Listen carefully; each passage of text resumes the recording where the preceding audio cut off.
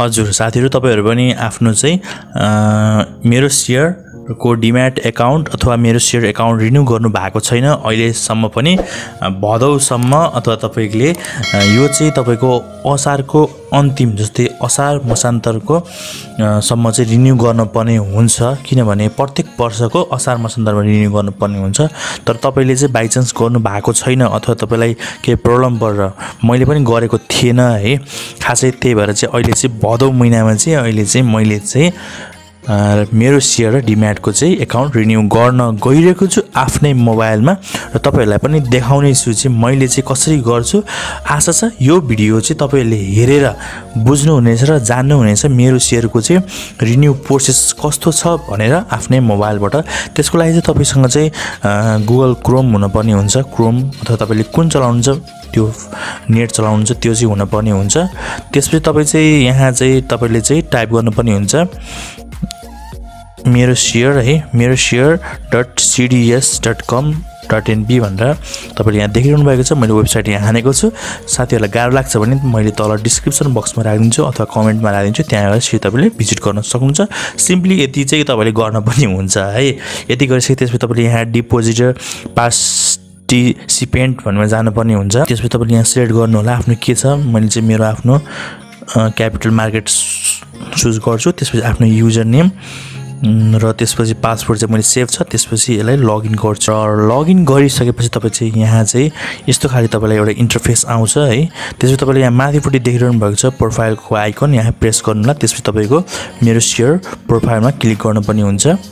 तपाईले यहाँ क्लिक गरिसकेपछि तपाईले यहाँ तल दिइरहेको हुन्छ तपाईको सम्पूर्ण डिटेलहरु आइरहेको छ यहाँ चाहिँ है त्यसपछि तपाई चाहिँ कोही नआइकिन यहाँ देखिरहनु भएको छ मेरो शेयर एक्सपायर डेट भनेको छ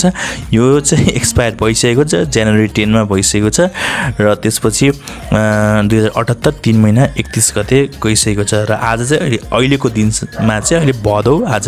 सम्भवतः 9 गते होला त्यसपछि तपाई यहाँ चाहिँ रिन्यू मा एकचोटी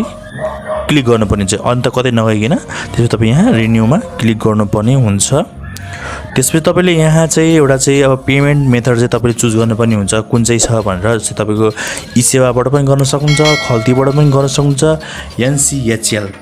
यसबाट पनि गर्न सक्नुहुन्छ एनसीएचएल भनेको यहाँ कनेक्ट आईपीएस हो तपाईले यहाँ लोगो पनि हेर्न सक्नुहुन्छ आफ्नो आफ्नो पेमेन्ट पार्टनरको र आज चाहिँ मैले चाहिँ खल्तीबाट गर्न गइरहेको छु तपाईले इसेवाबाट पनि गर्न सक्नुहुन्छ है र खल्तीको लागि चाहिँ हामी खल्तीमा जान्छौं त्यसपछि खल्तीबाट अगाडि जाउँ त्यसपछि तपाईले यहाँ चाहिँ विभिन्न कुराहरु आउँछ जस्तै तपाईले मेरो शेयर मात्रै रिन्यू गर्न जान खोज्दै हुनुहुन्छ भने 50 रुपैयाँ छ डिम्याट मात्रै गर्न चाहनुहुन्छ भने 100 रुपैयाँ अथवा मेरो शेयर र डिम्याट दुईटै रिन्यू गर्न पर्ने हुन्छ जस्तै है त्यसको लागि चाहिँ तपाईले यहाँ चाहिँ मेरो शेयर डिम्याटमा गएर प्रोसिड गर्नु होला यहाँ तपाईले अमाउन्ट आइसकेको छ त्यसपछि तपाईले प्रोसिड गरिसकेपछि तपाईले यहाँ चाहिँ एउटा यस्तो चाहिँ एउटा चाहिँ फर्मेट आउँछ त्यसपछि प्रोडक्ट आईडी दिइरहेको छ त्यसपछि तपाईको इन्स्टिएटर रहेको छ सीडीएस अमाउन्ट दिएको छ त्यसपछि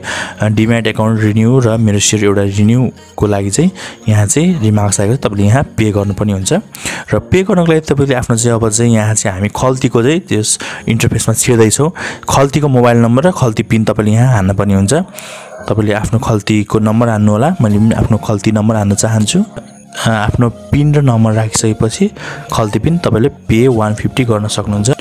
अनि त्यसपछि तपाईको यहाँ खल्ती एज सेन्ड कन्फर्मेसन कोड यो खल्ती रजिस्टर नम्बर भनेको छ त्यसपछि तपाईले यहाँ चाहिँ कन्फर्मेसन कोड चाहिँ तपाईले ओटीपी कोड चाहिँ तपाईले यहाँ राख्नु पर्ने हुन्छ है त्यसपछि तपाईले आफ्नो चाहिँ कन्फर्मेसन कोड तपाईको रजिस्टर गरेको नम्बरमा पठाएको हुन्छ त्यसपछि तपाईले त्यो कोड हालेर तपाईले यहाँ चाहिँ पे 150 मा प्रेस गर्नुपर्ने हुन्छ त्यसपछि तपाईको यहाँ देखिरहनु भएको छ एउटा चाहिँ तपाईलाई यहाँ चाहिँ एउटा चाहिँ रिसिप्ट जस्तो आएको छ पेमेन्ट सक्सेसफुल भएको छ thank you for payment please verify your detail भनेको छ विभिन्न कुराहरु तपाईको बीओआईडी नाम तपाईको अमाउन्ट तपाईको पेमेन्ट के गर्नु भएको त्यो अनि त्यसपछि तपाईको रेफरेन्स आईडी कोडहरु विभिन्न कुराहरु छ यहाँ रिन्यू गरेको डेट अब एक्सपायर मेरो एक्सपायर डिमान्ड एक्सपायर सबै रहेको छ यसलाई तपाईले डाउनलोड पीडीएफ मा गएर पनि डाउनलोड गर्न सक्नुहुन्छ त्यसपछि पछि चाहिएको बेला तपाईले हेर्न सक्नुहुनेछ साथीहरु आजको यो भिडियोमा यति मात्रै साथीहरु यो भिडियो हजुरलाई कस्तो लाग्यो यदि राम्रो लागेको छ भने पक्कै पनि लाइक शेयर र सब्स्क्राइब गर्नुहोला हाम्रो यस युट्युब च्यानलमा किनभने हामीले यस्तै रिलेटेड भिडियो लिएर आउने गर्छौं र साथीहरु